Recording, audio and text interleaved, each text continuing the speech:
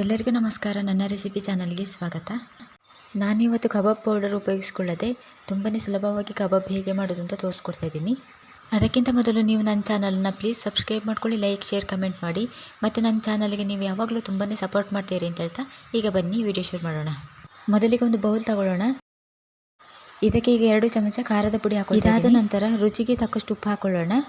ಅರ್ಧ ಚಮಚ ಆಗುವಷ್ಟು ಕಾಳುಮೆಣಸಿನ ಪುಡಿ ಹಾಕೊಳ್ತಾ ಇದ್ದೀನಿ. 1 ಚಮಚ ಚಿಕನ್ ಪೌಡರ್ ಹಾಕೊಳ್ಳೋದ್ರಿಂದ ಕಬಾಬ್ ತುಂಬಾ ಟೇಸ್ಟಿಯಾಗಿರುತ್ತೆ. ಮತ್ತು ಈಗ ಇದಕ್ಕೆ ಶುಂಠಿ, ಬೆಳ್ಳುಳ್ಳಿ, ಈರುಳ್ಳಿಯನ್ನು ಪೇಸ್ಟ್ ಮಾಡಿ ಹಾಕೊಳ್ತಾ ಇದ್ದೀನಿ. ಇದನ್ನು 2 ಚಮಚ ಆಗುವಷ್ಟು ಹಾಕೊಂಡ್ರೆ ಸಾಕಾಗುತ್ತೆ. ಇದನ್ನು ಹಾಕೊಂಡಾದ ನಂತರ ಒಂದು ಮೊಟ್ಟೆಯನ್ನು ತಗೊಂಡು ಅದರಲ್ಲಿರುವ ಎಗ್ ವೈಟನ್ನು ಮಾತ್ರ ಹಾಕ್ಕೊಳ್ಬೇಕು.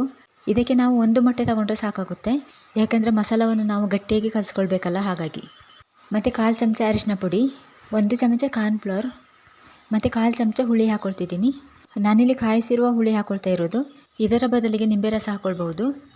ನೀವು ಮಾಮೂಲಿಯಾಗಿ ಯಾವ ಹುಳಿಯನ್ನು ಉಪಯೋಗಿಸ್ತೀರಾ ಅದನ್ನೇ ಉಪಯೋಗಿಸ್ಕೊಳ್ಳಿ.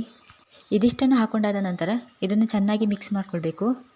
ಮತ್ತು ಇದಕ್ಕೆ ಸ್ವಲ್ಪ ನೀರು ಸೇರಿಸ್ಕೊಳ್ಬಾರ್ದು. ನಾನು ಇದಕ್ಕೆ ನೀರು ಹಾಕಿ ಕಲಿಸ್ಕೊಳ್ತಾ ಇಲ್ಲ, ಯಾಕಂತಂದರೆ ಶುಂಠಿ, ಬೆಳ್ಳುಳ್ಳಿ ಪೇಸ್ಟ್ ಮತ್ತು ಮೊಟ್ಟೆ ಎಲ್ಲ ಹಾಕ್ಕೊಂಡಿರ್ತೀವಲ್ಲ, ಅದಕ್ಕೋಸ್ಕರ ನಾವು ನೀರು ಸೇರಿಸುವ ಅವಶ್ಯಕತೆ ಇಲ್ಲ. ಹಾಗೆಯೇ ಕಲಿಸ್ಕೊಳ್ಬೇಕು. ಮತ್ತು ನಾವು ಮಸಾಲವನ್ನು ಗಟ್ಟಿಯಾಗಿ ಕಲಿಸ್ಕೊಳ್ಬೇಕು. ಈಗ ಇದನ್ನು ಪೂರ್ತಿಯಾಗಿ ಕಲಿಸ್ಕೊಂಡಾಯಿತು. ನೋಡಿ, ಇಷ್ಟು ಗಟ್ಟಿ ಇದ್ದರೆ ಸಾಕು. ಈಗ ಇದಕ್ಕೆ ಚಿಕನ್ ಪೀಸ್ ಹಾಕೊಳ್ಳೋಣ. ನಾನು ಚಿಕನ್ ಪೀಸ್ಗಳನ್ನೆಲ್ಲ ತೊಳೆದು ರೆಡಿ ಮಾಡಿ ಇಟ್ಕೊಂಡಿದ್ದೆ, ಈಗ ಹಾಕ್ಕೊಳ್ತಾ ಇದ್ದೀನಿ.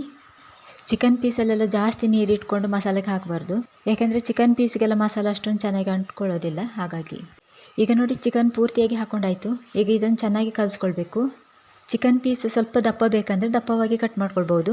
ನಾನಿಲ್ಲಿ ಸ್ವಲ್ಪ ಸಣ್ಣದಾಗಿ ಕಟ್ ಮಾಡ್ಕೊಂಡಿದ್ದೀನಿ, ಯಾಕಂದರೆ ಸಣ್ಣದಾಗಿ ಕಟ್ ಮಾಡಿಕೊಂಡ್ರೆ ಉಪ್ಪು, ಹುಳಿ, ಖಾರ ಎಲ್ಲ ಬೇಗ ಹಿಡ್ಕೊಂಡು ಬಿಡುತ್ತೆ. ಅದಕ್ಕೋಸ್ಕರ ನಾನು ಸ್ವಲ್ಪ ಸಣ್ಣದಾಗಿ ಕಟ್ ಮಾಡ್ಕೊಂಡಿರೋದು. ಈಗ ಇದನ್ನು ನಾನು ಪೂರ್ತಿಯಾಗಿ ಕಲಿಸ್ಕೊಂಡಾಯಿತು.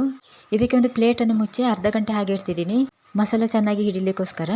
ಈಗ ಅರ್ಧ ಗಂಟೆ ಆಯಿತು, ಮಸಾಲ ಚೆನ್ನಾಗಿ ಹಿಡಿದಿದೆ. ಇದನ್ನು ಇನ್ನೊಮ್ಮೆ ಮಿಕ್ಸ್ ಮಾಡ್ಕೊಳ್ಳೋಣ.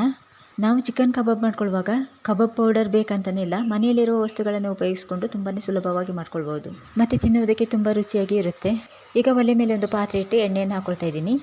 ಎಣ್ಣೆ ಚೆನ್ನಾಗಿ ಕಾದ ನಂತರ ಚಿಕನ್ ಪೀಸ್ ಹಾಕ್ಕೊಳ್ತಾ ಇದ್ದೀನಿ. ಹೀಗೆ ಒಂದೊಂದೇ ಚಿಕನ್ ಪೀಸ್ಗಳನ್ನು ನಿಧಾನವಾಗಿ ಎಣ್ಣೆಗೆ ಹಾಕ್ಕೊಳ್ಬೇಕು. ಒಟ್ಟಿಗೆ ಒಂದೇ ಸಲ ಹಾಕ್ಕೊಂಡ್ರೆ ಒಂದಕ್ಕೊಂದು ಅಂಟ್ಕೊಂಡು ಬಿಡುತ್ತೆ. ಈಗ ನೋಡಿ, ಚಿಕನ್ ಪೀಸ್ಗಳೆಲ್ಲ ಚೆನ್ನಾಗಿ ಬೇಯ್ತಾ ಇದೆ. ಇದನ್ನು ಒಂದು ಸಲ ತಿರುಗಿಸಿ ಹಾಕ್ಕೊಳ್ಳೋಣ. 2 ಸೈಡು ಚೆನ್ನಾಗಿ ಬೇಯಿಸ್ಕೊಳ್ಬೇಕು. ಈಗ ಪೂರ್ತಿಯಾಗಿ ಬೆಂದಿದೆ. ಇದನ್ನು ನಾನು ತೆಗಿತಾ ಇದ್ದೀನಿ. ಇಷ್ಟು ಕೆಂಪು ಬಣ್ಣಕ್ಕೆ ಬಂದರೆ ಸಾಕಾಗುತ್ತೆ. ಈಗ ಇದನ್ನು ಒಂದು ಪ್ಲೇಟ್ಗೆ ತೆಗಿತಾ ಇದ್ದೀನಿ.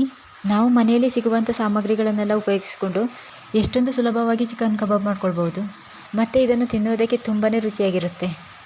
ನನ್ನ ಈ ರೆಸಿಪಿ ನಿಮಗೆ ಇಷ್ಟ ಆಗಿದ್ದರೆ ಮನೆಯಲ್ಲೊಮ್ಮೆ ಟ್ರೈ ಮಾಡಿ, ನಿಮಗೂ ಕೂಡ ಇಷ್ಟ ಆಗ್ಬೋದು.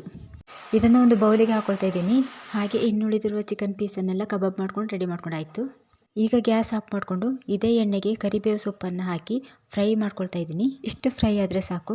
ಈಗ ಒಂದು ಪ್ಲೇಟಿಗೆ ಚಿಕನ್ ಕಬಾಬ್ ಹಾಕಿ ಈರುಳ್ಳಿ ಕಟ್ ಮಾಡಿ ಹಾಕ್ಕೊಂಡಿದ್ದೀನಿ. ಇದಕ್ಕೆ ಫ್ರೈ ಮಾಡ್ಕೊಂಡಿರುವ ಕರಿಬೇವು ಸೊಪ್ಪನ್ನು ಹಾಕ್ಕೊಳ್ತಾ ಇದ್ದೀನಿ. ಬೇಕಾದರೆ ಇದಕ್ಕೆ ನಿಂಬೆಹಣ್ಣಿನ ರಸವನ್ನು ಸೇರಿಸ್ಕೊಳ್ಬೋದು.